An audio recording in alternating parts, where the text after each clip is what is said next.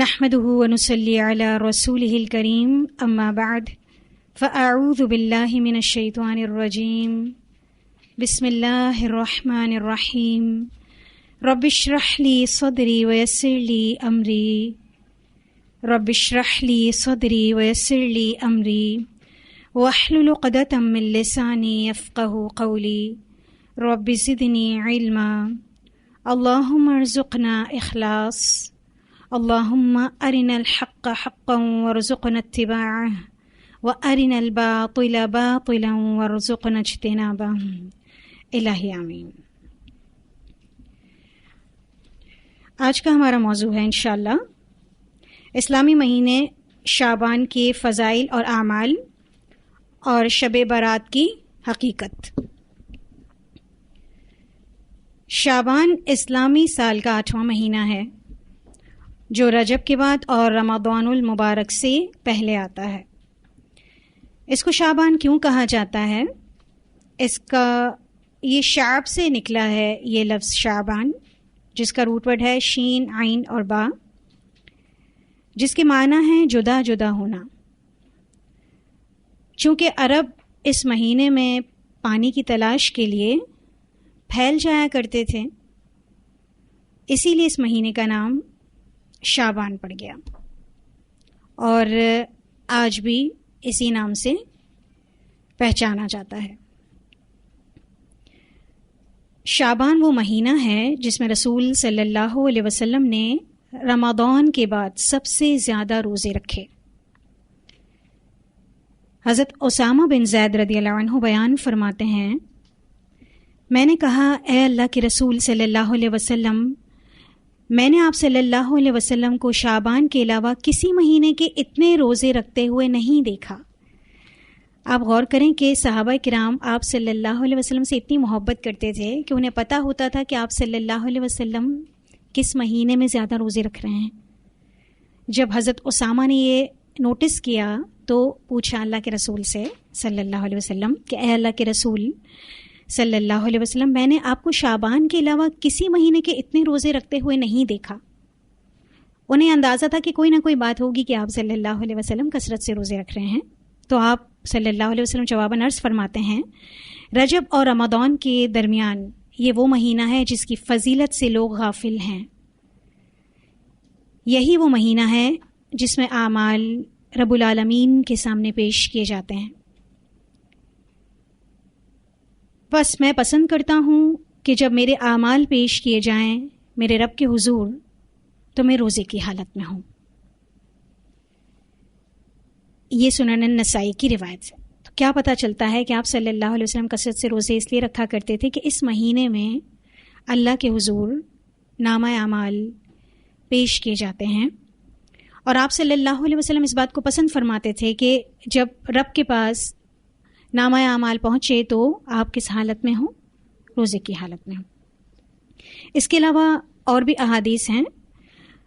حضرت ام سلمہ رضی اللہ عنہا جو ام المؤمنین ہیں فرماتی ہیں، جامع ترمذی کی روایت ہے، میں نے نبی اکرم صلی اللہ علیہ وسلم کو شعبان اور رمضان کے علاوہ پے در پہ یعنی مسلسل روزے رکھتے ہوئے اس کے علاوہ کسی اور مہینے میں نہیں دیکھا۔ یعنی رمضان کے علاوہ شعبان میں آپ صلی اللہ علیہ وسلم کی روٹین ہوا کرتی تھی کہ پے در پہ کثرت سے روزے رکھا کرتے تھے۔ ایک اور روایت ہے، صحیح بخاری کی ہے، ام المؤمنین حضرت عائشہ رضی اللہ عنہا فرماتی ہیں، رسول صلی اللہ علیہ وسلم روزے رکھتے چلے جاتے، یہاں تک کہ ہم کہتے آپ صلی اللہ علیہ وسلم روزہ رکھنا چھوڑیں گے ہی نہیں، اور آپ صلی اللہ علیہ وسلم روزے چھوڑتے چلے جاتے، یہاں تک کہ ہم کہتے کہ لگتا ہے کہ آپ صلی اللہ علیہ وسلم کبھی روزہ رکھیں گے ہی نہیں۔ میں نے رسول صلی اللہ علیہ وسلم کو رمضان کے علاوہ کسی ماہ کے مکمل روزے رکھتے نہیں دیکھا، یعنی رمضان میں آپ مکمل روزے رکھا کرتے تھے، اور میں نے آپ صلی اللہ علیہ وسلم کو شعبان کے علاوہ کسی مہینے میں کثرت سے روزے رکھتے نہیں دیکھا۔ اس کے علاوہ اور بھی احادیث ہیں۔ حضرت عائشہ رضی اللہ عنہا سے ہی مروی ہے، جامع ترمذی میں آتا ہے، میں نے نبی اکرم صلی اللہ علیہ وسلم کو شعبان سے زیادہ کسی مہینے میں روزے رکھتے ہوئے نہیں دیکھا۔ یہ جامع ترمذی کی روایت ہے۔ ایک اور روایت حضرت عائشہ سے ہی مروی ہے جو ابی داود کی ہے، رسول صلی اللہ علیہ وسلم کو نفلی روزوں کے لیے سب سے محبوب مہینہ شعبان تھا، پھر آپ اسے گویا رمضان سے ہی ملا دیا کرتے تھے، یعنی آپ صلی اللہ علیہ وسلم کثرت سے روزے رکھا کرتے تھے اور اس کو پھر رمضان سے ملا دیا کرتے تھے۔ یہ ساری احادیث جب ہم جمع کرتے ہیں تو بہت ساری چیزیں ہمیں سیکھنے کو ملتی ہیں۔ سب سے اہم چیز جو ملتی ہے کہ آپ صلی اللہ علیہ وسلم کو اس مہینے میں روزے رکھنا بہت پسند تھا۔ دوسری چیز کہ آپ صلی اللہ علیہ وسلم نے اس میں کثرت سے روزے رکھے اور یہ آپ کی روٹین ہوا کرتی تھی، تو اس سے ماہ شعبان میں کثرت سے روزے رکھنے کی اہمیت کا اندازہ ہوتا ہے کہ رمضان کے بعد کثرت سے روزے جس مہینے میں رکھے جاتے ہیں یا رکھنے چاہیے وہ ہے ماہ شعبان۔ اس کے علاوہ ایک اور سب سے اہم ترین چیز کہ اعمال اللہ سبحانہ وتعالیٰ کے حضور اس مہینے میں پیش کیے جاتے ہیں، لیکن ان تمام احادیث میں سے کہیں بھی یہ نہیں پتہ چلتا کہ نامہ اعمال کسی مخصوص دن یا مخصوص رات میں پیش کیے جاتے ہیں۔ ان تمام روایات میں کہیں بھی یہ بات نہیں آتی۔ اس کا مطلب پورے شعبان کے مہینے میں اللہ سبحانہ وتعالیٰ نے اس امر کو کب مکمل کرنا ہے، صادر ہوگا وہ عمل، وہ اللہ جانتا ہے۔ صرف ہمیں کوشش کرنی ہے کہ ہم روزے رکھیں۔ آپ صلی اللہ علیہ وسلم کثرت سے روزہ رکھتے تھے، لیکن امت کو جو ہے وہ آپ صلی اللہ علیہ وسلم نے نصف شعبان تک روزے رکھنے کی تلقین فرمائی۔ اس کی روایت انشاءاللہ میں آپ کو آگے بتاتی ہوں۔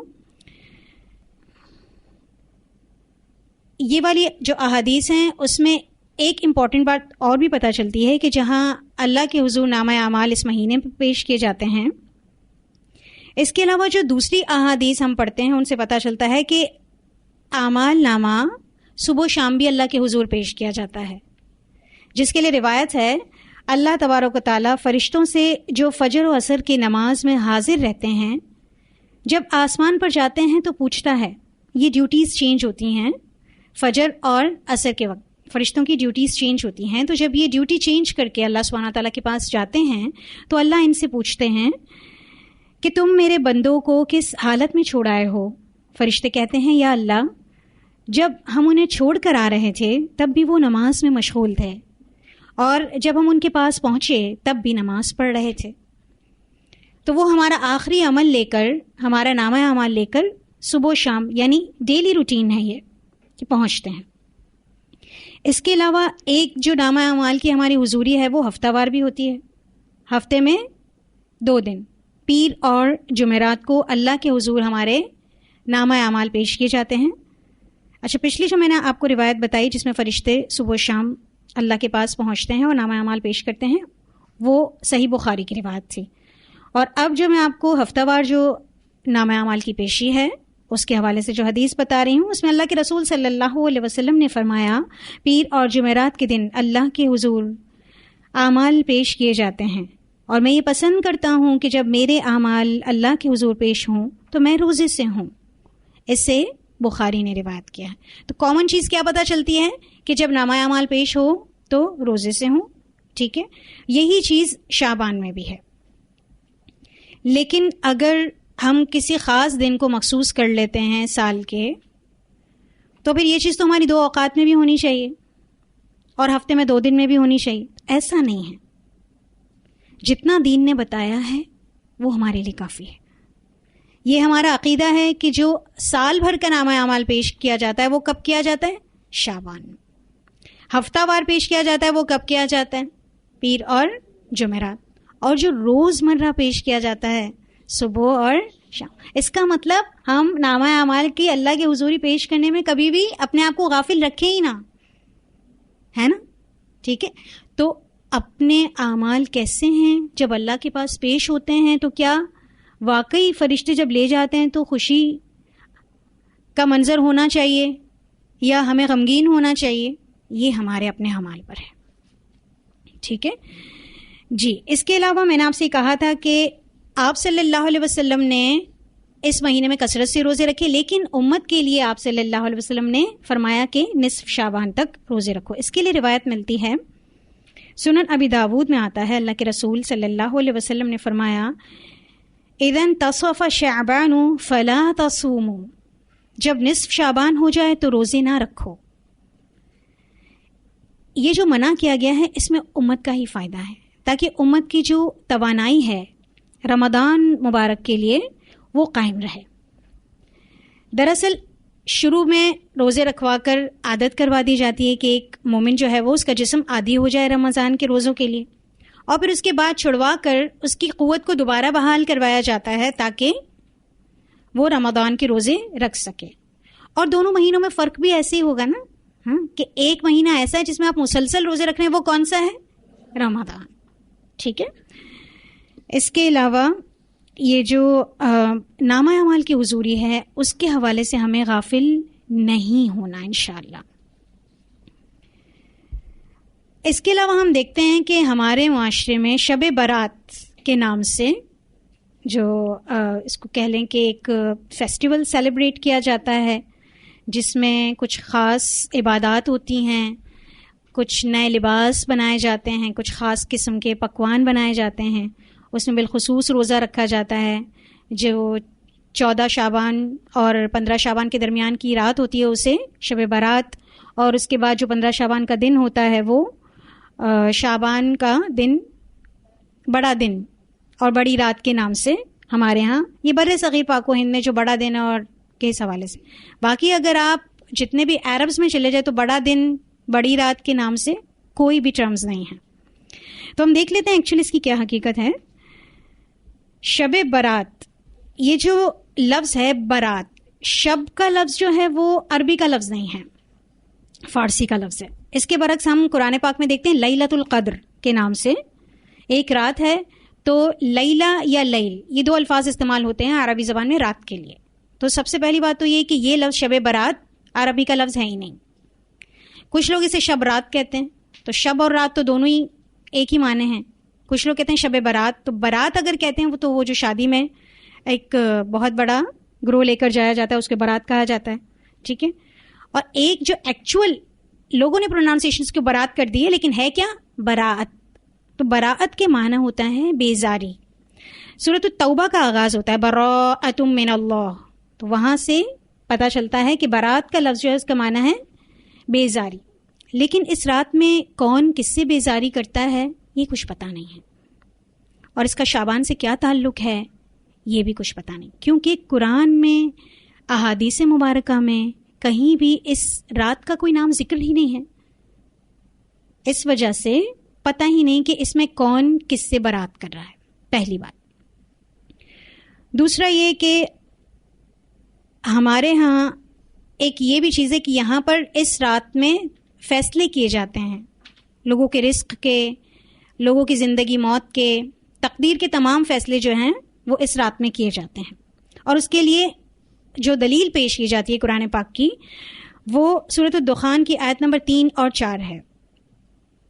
انا انزلناہ فی لیلۃ مبارکۃ انا کنا منذرین فیہا یفرق کل امر حکیم.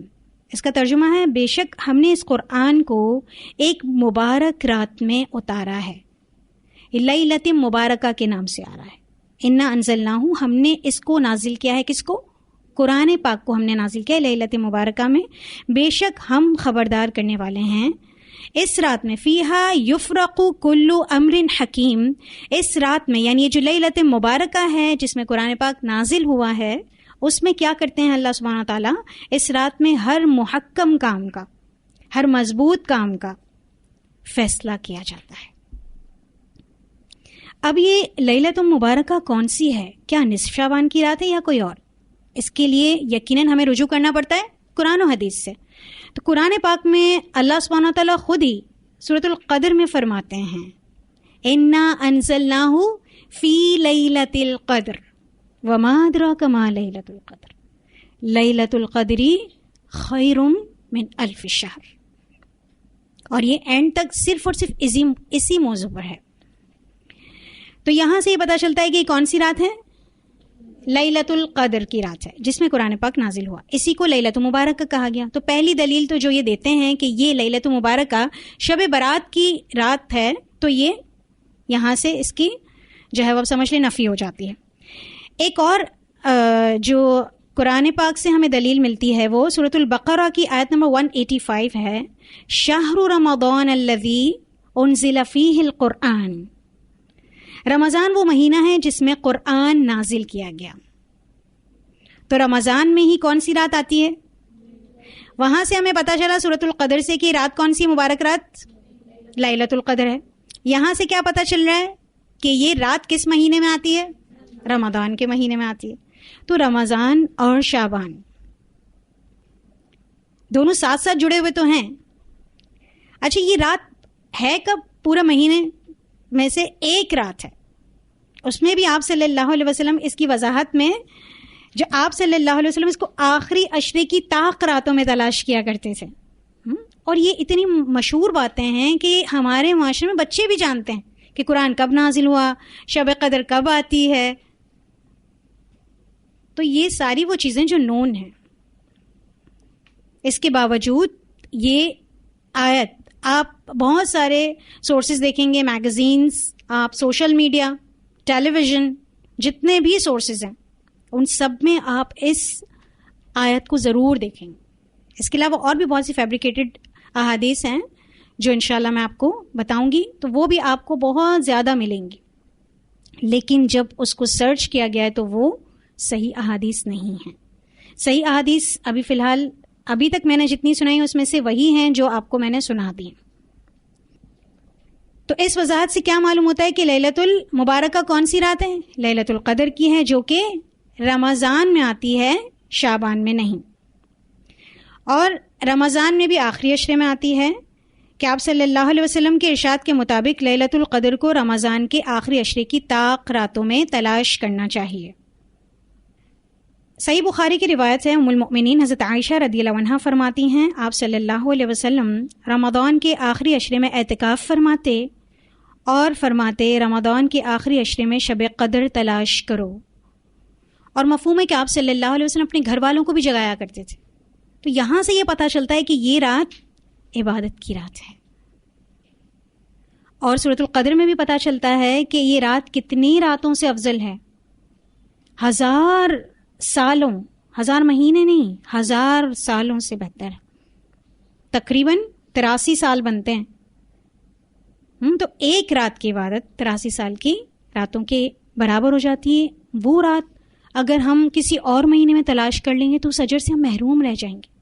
یہ نقصان ہوتا ہے انسان کا اگر وہ صراط مستقیم سے چلتے چلتے کسی اور راستے پر آ جائے. تو جو اصل رات، اصل عبادت کا دن ہے یا عبادت کی رات ہے، اس سے وہ غافل ہو جائے گا، اس سے وہ محروم ہو جائے گا. اس کے علاوہ ہم دیکھتے ہیں کہ جو عبادات ہمارے ہاں رائج ہیں، جس میں سے روزے رکھنا بالخصوص 14 تاریخ، 14 شعبان اور 15 شعبان کے لیے. اس کے برعکس قرآن پاک میں یا احادیث کے ذریعے جو دن اور راتوں کی اہمیت بتا دی گئی ہے، ان میں کچھ کا میں آپ کو ذکر کر دیتی ہوں کہ مخصوص دنوں اور راتوں کا ذکر جو واضح طور پر قرآن و احادیث سے ملتا ہے، مثلا محرم الحرام میں یوم عاشورہ ہے، اس کے واضح دلائل ملتے ہیں. عشرہ ذوالحجہ ہے، ذوالحجہ کے جو 10 دن ہیں اس کی فضیلت ملتی ہے. یوم عرفہ ہے 9 ذوالحجہ. یوم النحر ہے قربانی کا دن 10 ذوالحجہ. ایام تشریق ہیں 11، 12، 13 ذوالحجہ. اس کے علاوہ ماہ رمضان پورا کا پورا مہینہ بابرکت مہینہ ہے، یہ ہمیں احادیث سے ملتا ہے. اسی طرح لیلۃ القدر، اسی طرح جمعے کا دن. یہ وہ چیزیں ہیں جس میں قرآن اور احادیث وضاحت سے ہمیں بتاتی ہے کہ یہ دن معزز ہیں، یہ دن جو ہیں وہ جس میں آپ کچھ مخصوص عبادات کے ذریعے اپنے درجات بلند کر سکتے ہیں. اس کے علاوہ ایام 20 میں ہر قمری سال کی جو 13، 14 اور 15 تاریخ ہوتی ہے اس میں روزے رکھنے کی فضیلت بیان کی گئی ہے. اچھا، یہ جو میں نے آپ کو کہا تھا نا کہ نصف شعبان تک امت کو آپ صلی اللہ علیہ وسلم نے تلقین فرمائی کہ وہ روزے رکھیں اور اس کے بعد روزے نہ رکھیں، اور اس کی میں نے آپ کو توجہ بھی بتائی کہ امت کی قوت بحال رہے. لیکن جو لوگ عمومی طور پہ روزہ رکھنے کے عادی ہیں، جو لوگ صوم داودی رکھتے ہیں، ایک دن چھوڑ کے ایک دن روزہ، تو ان کی تو روٹین ہے، ٹھیک ہے، تو وہ رکھ سکتے ہیں. اس کے علاوہ جو ایام 20 کے ہر ماہ روزے رکھنے کے عادی ہیں تو وہ بھی 13, 14 اور 15 کے روزے ایز روٹین رکھنا چاہیں تو رکھ سکتے ہیں. اس کے علاوہ جو پیر و جمعرات کو روزے رکھتے ہیں وہ پیر و جمعرات کو بھی شعبان کے مہینے میں رکھ سکتے ہیں, کیونکہ ان کے لیے وہ روٹین ہے ہر مہینے میں روزہ رکھنا, اس لیے وہ اپنی روٹین پر رہ سکتے ہیں, کوئی مذائقہ نہیں. لیکن جو لوگ بالخصوص صرف اور صرف, ہاں ایک اور چیز بھی, جو قضا کے روزے ہیں اگر وہ کسی خاتون کے رہ گئے ہیں تو وہ بھی لازمی, اگر وہ رکھ رہی ہے اور رکھ پا رہی ہے تو لازمی طور پر رکھیں, بلکہ رکھنے ہی ہیں. ٹھیک ہے انشاءاللہ. جی, ہم یہ دیکھ رہے تھے کہ کیا ہمارے معاشرے میں کچھ ایسی چیزیں پائی جاتی ہیں جیسے کہ قبرستان جایا جاتا ہے اس رات کو بالخصوص. قبرستان ایک ایسی جگہ ہے جہاں پر جا کر انسان اپنے آخرت کو, اپنی موت کو یاد کرتا ہے. ایک عبرت کا مقام ہے نا قبرستان. لیکن جب اس طرح لوگ میلوں کی شکل میں جاتے ہیں اور وہاں پر اتنی روشنیاں کی جاتی ہیں تو پھر اس جگہ کی وزٹ کا جو مقصد ہے نا وہ فوت ہو جاتا ہے. اس کے علاوہ روحوں کی واپسی کا کانسیپٹ کہ روحیں آتی ہیں اس رات یا اس دن میں, تو وہ بھی کچھ ایسا نہیں ہے. بعض لوگوں کا یہ عقیدہ ہے کہ خاندان کی میتوں کی روحیں اس رات اپنے گھر پر آتی ہیں اور دیکھتی ہیں کہ ان کے لیے کیا پکایا گیا ہے. مختلف پکوان پکائے جاتے ہیں نا, میں نے اسٹارٹ میں آپ کو کہا تھا, تو یہ مقصد ہے اس کے پیچھے. چنانچہ لوگ مٹھائیاں, حلوے اور دیگر چیزیں بنانے کا اہتمام کرتے ہیں اور انہیں گھروں میں مخصوص مقام پر بھی رکھتے ہیں, اس پہ کچھ پڑھتے بھی ہیں اسپیشلی. اور میت کی روح وہاں پر اس جگہ پر آ کر خوش ہوتی ہے, ان کا یہ کنسیپٹ ہوتا ہے. اسی وجہ سے گھروں کو صاف بھی کیا جاتا ہے شعبان میں کہ گھر صاف ستھرا ہو جائے. یہ ساری من گھڑت اور بے بنیاد باتیں ہیں, کیونکہ قرآن و سنت کے مطابق نیک روحیں علیین میں ہیں اور بد روحیں, بری روحیں سجین میں ہیں. قرآن پاک میں آتا ہے وَمِن وَرَائِهِمْ بَرْزَخٌ إِلَى يَوْمِ يُبْعَثُونَ, سورۃ المؤمنون, سورۃ المؤمنون کی آیت نمبر 100 ہے. اور ان کے پیچھے دوبارہ اٹھائے جانے تک کے لیے ایک پردہ ہے. ایک انسان کے جسم سے جب روح نکال لی جاتی ہے تو یا تو علیین میں چلی جاتی ہے یا سجین میں چلی جاتی ہے. اس کے بعد اس کو اتنی اتھارٹی نہیں ہوتی ہے کہ وہ اپنی مرضی سے کسی بھی دن کسی بھی جگہ چلی جائے. یہ کانسیپٹ ہندوانہ کانسیپٹ ہے کہ روحیں آتی ہیں. تو چونکہ میں نے آپ کو شروع میں بھی کہا تھا کہ یہ جو بر صغیر پاک و ہند ہے اس میں اس طرح کی چیزیں پائی جاتی ہیں. کیوں؟ کیونکہ ہم نے ایک بڑا حصہ ہندوؤں کے ساتھ گزارا ہے, تو بہت ساری رسوم, بہت سارے رواج جو ہیں وہ ہمارے اندر ان کے شامل ہو گئے ہیں, تو ان کو الگ کرنے کی ضرورت ہے. تو ایسا کہ روحیں آتی ہیں, خوش ہوتی ہیں یا ناخوش ہوتی ہیں, یا یہ بھی ایک بات ہمارے یہاں مشہور ہے کہ مردوں کی عید ہوتی ہے. زندوں کی عید کب ہے؟ عید الفطر, اور مردوں کی عید اس رات کو. مردے کیسے عید منا سکتے ہیں؟ یہ چیز تو ہمارا ذہن قبول ہی نہیں کرتا. جو مر گیا اس کی تو قیامت قائم ہو گئی ہے نا, اس کے معاملات اللہ کے حوالے ہیں. تو یہ کانسیپٹ بھی غلط ہے. اس کے علاوہ یہ جو کہا جاتا ہے کہ جو مر جاتا ہے, شب برات کے دن اگر فاتحہ نہیں دلائی جاتی تو پھر آپ جب تک کوئی خوشی نہیں منا سکتے. یعنی اگر کوئی مر گیا ہے تو شب برات میں جب تک آپ اس کی فاتحہ نہیں دیں گے تب تک آپ کے گھر میں کوئی آنے والی خوشی ہے نا وہ آپ سیلیبریٹ نہیں کر سکتے. یہ بھی کانسیپٹ ہے. اس کے علاوہ جو نصف شعبان کے دن حلوہ پکا کر تقسیم کیا جاتا ہے یا میٹھا کچھ بھی بنا کر تقسیم کیا جاتا ہے, تو اس کی دلیل یہ دی جاتی ہے کہ رسول صلی اللہ علیہ وسلم کے دندان مبارک جنگ احد میں شہید ہو گئے تھے. جنگ احد میں آپ صلی اللہ علیہ وسلم کے دندان مبارک شہید ہو گئے تھے, تو آپ صلی اللہ علیہ وسلم نے حلوہ پکا کر کھایا تھا. تو جنگ احد شوال میں ہوئی تھی اور حلوہ شعبان میں پکایا جاتا ہے, تو یہ لاجک بھی ٹھیک نہیں ہے. شوال اور شعبان کا تو کوئی آپس میں کنیکشن ہی نہیں ہے. اس کے علاوہ یہ بھی کہا جاتا ہے کہ حضرت اویس قرنی رحمہ اللہ نے رسول صلی اللہ علیہ وسلم کی محبت اور اتباع میں دانت شہید کیے اور انہوں نے حلوہ کھایا، تو اس روایت میں بھی کوئی صداقت نہیں۔ اس کے علاوہ چراغاں کیا جاتا ہے، آتش بازی کی جاتی ہے جس میں بچوں کو بڑا مزہ آتا ہے۔ اس کے علاوہ دیے جلائے جاتے ہیں۔ اب کہتے ہیں دیے جلانا بھی کیا ہے؟ ہندوانہ رسم ہے۔ لائٹوں کو، گھر کی لائٹوں کو کم کر دیا جاتا ہے اور دیے جلائے جاتے ہیں۔ ہندوؤں میں یہ کانسیپٹ ہے کہ دیے جلائیں گے تو ان کی ارواح آئیں گی، انہیں پتہ چلے گا کہ یہ اس کے گھر کا دیا جل رہا ہے، اور اس گھر کا رہنے والا جو فرد ہوتا ہے وہی بالخصوص دیا جلاتا ہے تاکہ جو ارواح ہیں وہ پہچان سکیں اور وہاں آ سکیں۔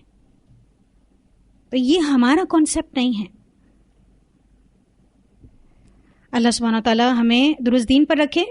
یہ جو ہندوؤں کی دیوالی ہوتی ہے یا پھر مجوسیوں کی جو آتش پرستی ہے، مجوسی جو ہوتے ہیں نا وہ آگ کی عبادت کرتے ہیں، تو وہ آگ کو کبھی بجھنے نہیں دیتے، وہ ہر وقت آگ جلائے رکھتے ہیں، تو یہ ان سے مشابہت ہے۔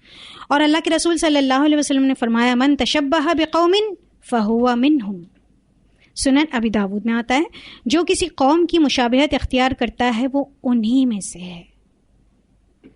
تو ہم جو بھی چیز کر رہے ہیں، جو بھی عمل کر رہے ہیں، دیکھیں نیکیاں کرنا بہت مشکل کام، رات رات بھر جاگتے ہیں لوگ، مساجد میں وقت گزارتے ہیں، عبادات کرتے ہیں، دن بھر روزہ رکھتے ہیں، خود کو بہت سی برائیوں سے بچاتے ہیں، خاص ذکر و اذکار کرتے ہیں، خاص نمازیں پڑھتے ہیں۔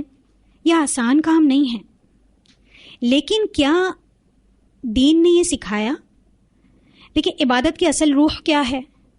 اللہ کی رضا۔ اور جس رب نے ہمیں پیدا کیا ہے نا، اس نے ہمیں ایسے ہی نہیں چھوڑ دیا، اس نے ہماری رہنمائی کے لیے قرآن اور سنت نازل فرمایا۔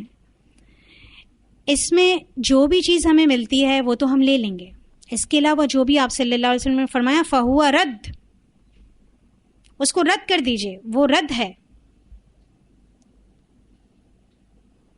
اور سب سے بڑھ کر چیز، آپ صلی اللہ علیہ وسلم کی زندگی میں یہ رات 23 سال تک آئی ہے نا۔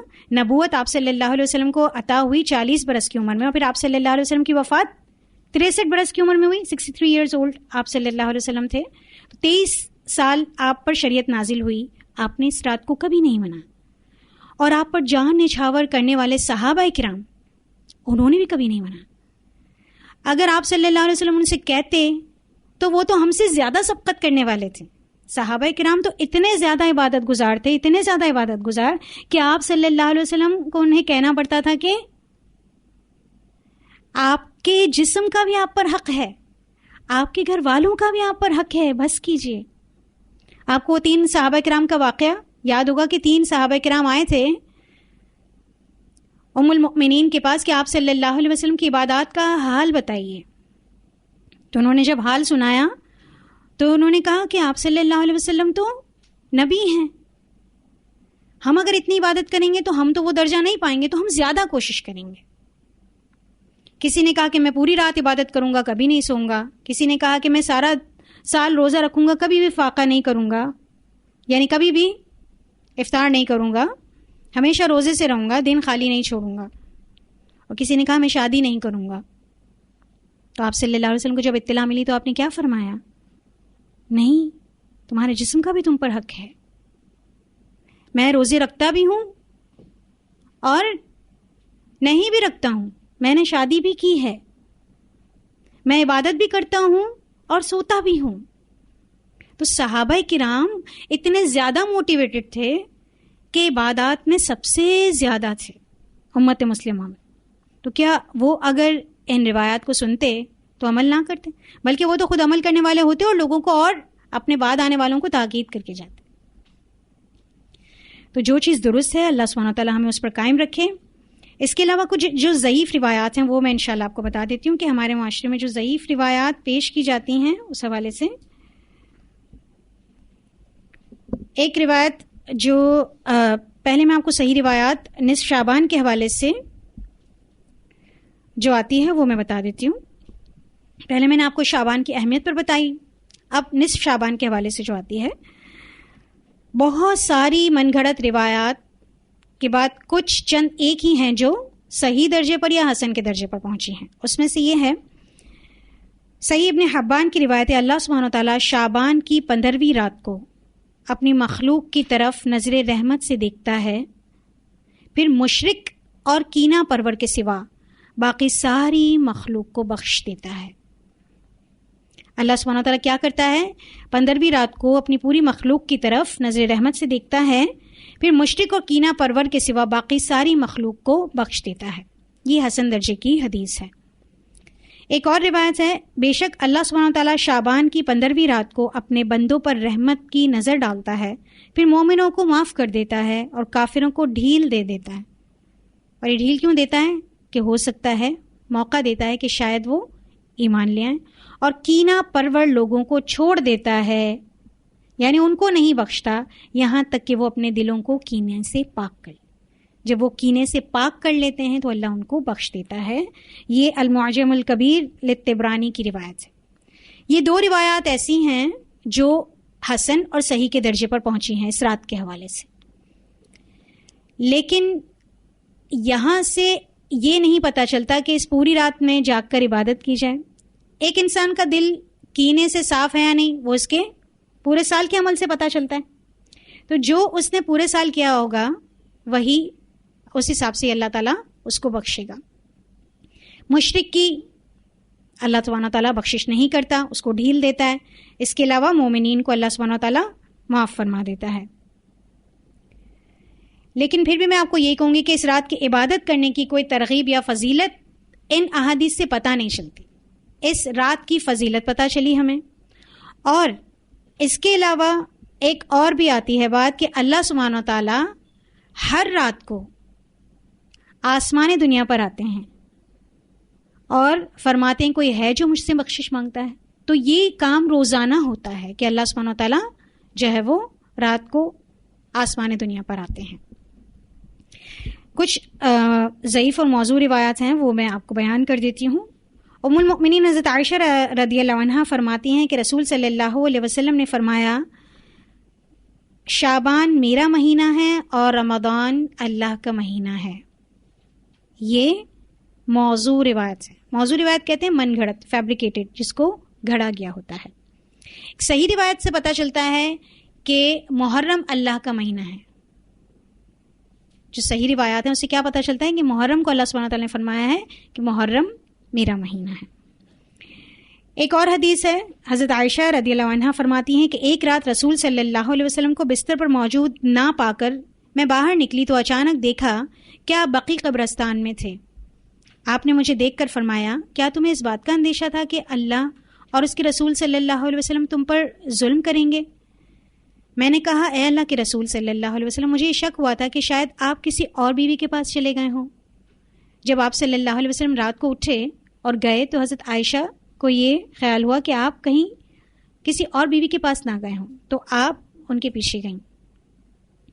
تو آپ صلی اللہ علیہ وسلم نے فرمایا بے شک اللہ تعالیٰ شعبان کی 15ویں رات کو آسمان دنیا پر آتا ہے، پھر اتنے لوگوں کی مغفرت کرتا ہے جتنے بنو کلب کی بکریوں کے بال. یہ ضعیف روایت ہے اور یہ سب سے زیادہ آپ کو حدیث ملے گی، لیکن یہ ضعیف روایت ہے. اس کے علاوہ ایک اور حدیث ملتی ہے، حضرت علی رضی اللہ عنہ فرماتے ہیں رسول صلی اللہ علیہ وسلم نے فرمایا جب شعبان کی 15ویں رات آئے تو اس میں قیام کرو اور اس کے دن کا روزہ رکھا کرو، کیونکہ اس رات کی شام سے ہی اللہ تعالیٰ آسمان دنیا پر آ کر فرماتا ہے کیا کوئی مغفرت طلب کرنے والا ہے کہ میں اس کو معاف کر دوں؟ کیا کوئی رزق طلب کرنے والا ہے کہ میں اس کو رزق عطا کروں؟ کیا کوئی بیمار ہے کہ میں اسے عافیت عطا کروں؟ کیا کوئی سوال کرنے والا ہے کہ میں اسے دوں؟ اسی طرح اللہ سبحانہ و تعالیٰ کیا کوئی ہے مزید، اللہ سبحانہ و تعالیٰ بہت ساری چیزیں جو ہیں وہ فرماتے جاتے ہیں یہاں تک کہ فجر طلوع ہو جاتی ہے. یہ بھی ضعیف روایت ہے، بلکہ یہ حدیث موضوع اور من گھڑت ہے. اس کے برعکس ایک صحیح روایت جو بخاری اور مسلم کی ہے وہ ہے ہمارا بابرکت اور بلند و بالا رب. کیسا رب؟ ہمارا بابرکت اور بلند و بالا رب ہر رات کا جب آخری تہائی حصہ باقی ہوتا ہے تو وہ آسمان دنیا کی طرف نزول فرماتا ہے، پھر کہتا ہے کون ہے جو مجھ سے دعا مانگے تو میں اس کی دعا قبول کروں۔ یہ کب ہوتا ہے؟ روزانہ ہر رات ہوتا ہے۔ کیا ہم ہر رات اس وقت جاگ رہے ہوتے ہیں؟ ہم ایک رات میں عبادت کر کے ایکچولی ہمارا جو ایک طریقہ کار بن چکا ہے نا، وہ شارٹ کٹس کا بن گیا، تو ہم شارٹ کٹس زیادہ پسند کرتے ہیں کہ کم ٹائم میں ہم زیادہ فائدہ لے لیں، چاہے وہ طریقہ صحیح ہو یا نہ ہو۔ یہ چیز دین میں نہیں چلتی۔ دین میں جو چیز چلتی ہے وہ ہے قرآن و سنت۔ قرآن و سنت میں ایسی بہت سی چیزیں بتائی گئی کہ آپ کم دیر میں زیادہ فائدہ حاصل کر سکتے ہیں۔ مثلا مسجد حرام میں ایک نماز پڑھنے کا اجر 1,00,000 نماز پڑھنے کے برابر ہے۔ پڑھی اس نے ایک نماز، لیکن اجر کتنا مل گیا؟ ایک۔ مسجد نبوی میں کوئی ایک نماز ادا کرتا ہے تو اس کا اجر 1,000 نماز پڑھنے کے برابر۔ اسی طرح جو شخص جماعت سے نماز پڑھتا ہے اس کو کتنا اجر ملتا ہے؟ ایک روایت میں آتا ہے 25 اور ایک روایت میں آتا ہے 27، یعنی 5 دن کی نمازوں کے برابر اس کو ایک نماز اگر اس نے جماعت سے پڑھی ہے تو اس کو اجر مل جاتا ہے۔ تو جو اجر اللہ تعالیٰ نے مختصر وقت میں یا بعض مقامات کو مخصوص کر کے بتا دیے ہیں ان سے کوئی انکار نہیں کرتا، اور یہ اللہ کا احسان ہے امت مسلمہ پر، کیونکہ تمام امتوں میں سے سب سے چھوٹی امت، جس میں چھوٹی امت نہیں، جس کو سب سے کم عمر دی جاتی ہے وہ ہے امت مسلم، اس لیے ان کو کم وقت میں زیادہ سے زیادہ عبادت کرنے کا موقع دیا جاتا ہے۔ اس کے علاوہ یہ حدیث میں مکمل کر دیتی ہوں کہ کون ہے جو مجھ سے سوال کرے تو میں اسے عطا کروں، کون ہے جو مجھ سے معافی طلب کرے تو میں اسے معاف کروں۔ اس کے علاوہ مسلم کی روایت میں ان الفاظ کا اضافہ کیا گیا ہے کہ پھر وہ بدستور اسی طرح رہتا ہے یہاں تک کہ فجر روشن ہو جاتی ہے۔ تو ہمارا رب خود نزول فرماتا ہے اپنے بندوں کی بخشش کے لیے۔ اس کے علاوہ ایک اور روایت جو ضعیف ہے، حضرت علی رضی اللہ عنہ فرماتے ہیں کہ میں نے رسول صلی اللہ علیہ وسلم کو شعبان کی 15ویں رات کو دیکھا، آپ کھڑے ہوئے اور 14 رکعت نماز ادا کی۔ نماز سے فارغ ہونے کے بعد آپ نے سورۃ فاتحہ، سورۃ اخلاص، سورۃ فلق اور سورۃ ناس 14 مرتبہ پڑھی اور آیت الکرسی 1 مرتبہ پڑھی۔ جب آپ فارغ ہوئے تو میں نے آپ سے مذکورہ نماز کے بارے میں سوال کیا تو آپ نے فرمایا جس نے ایسا کیا جیسے تو نے مجھے کرتے ہوئے دیکھا تو اسے 20 مقبول حجوں کا ثواب، 20 سال کی مقبول روزوں کا ثواب، اور اگر اس نے اس دن کا روزہ رکھا تو 60 سالہ گزشتہ روزوں اور آئندہ 1 سال کی روزوں کا ثواب ہوگا۔ اس کی بھی کوئی حقیقت نہیں۔